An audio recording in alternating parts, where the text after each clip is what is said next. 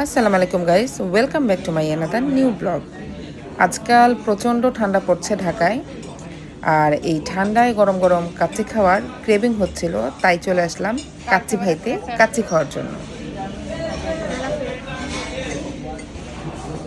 কত?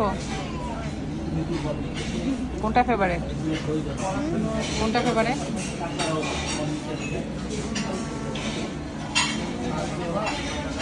আমরা মূলত 1:1 বাসমতি কাচ্চি 3টা অর্ডার করে দিয়েছিলাম, সাথে হাফ লিটার বোরহানি নিয়েছিলাম, সাথে ছিল সাদা পানি। আর তাদের আলু বোখারার 2টো চাটনি অর্ডার করেছিলাম, তার সাথে নিয়েছিলাম শামি কাবাব। সার্ভ করে নাও তারা।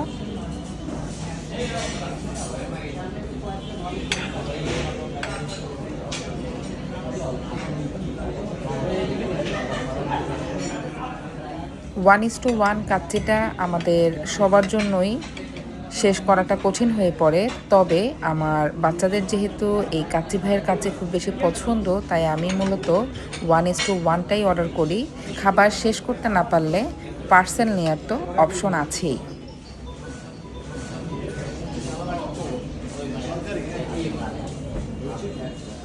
আলু বোখারার এই চাটনিটা আমার অসম্ভব প্রিয়। আমি কিন্তু ওখানে গেলে এই চাটনিটা খালি খালিও খাই।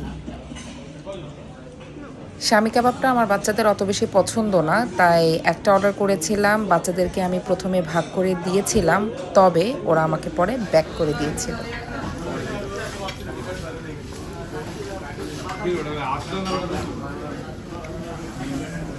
এই শীতের ওয়েদারে গরম গরম ধোঁয়া ওঠা কাচ্চি যখন মুখে দিচ্ছিলাম, তার সাথে যখন কাঁচামরিচ নিচ্ছিলাম, একদম ঝাল ঝাল, খুবই মজা লাগছিল খেতে।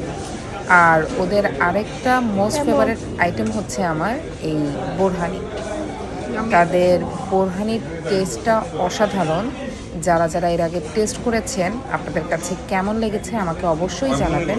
আর যারা এখন পর্যন্ত টেস্ট করেননি, তারা অবশ্যই এই বোরহানিটা টেস্ট করবেন এবং আপনাদের কাছে কেমন লেগেছে সেটা আমাকে অবশ্যই কমেন্টের মাধ্যমে জানাবেন কিন্তু।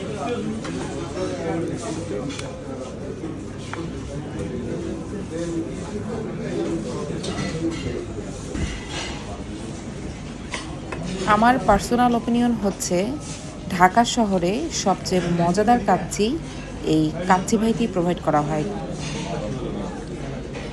আমরা কিন্তু আমাদের খাবারটা খুব বেশি এনজয় করছিলাম, আর আমরা জেনে বুঝেই অর্ডার দিয়েছিলাম যে আমরা শেষ করতে পারবো না, বাকি খাবারগুলো পার্সেল নিয়ে নেব।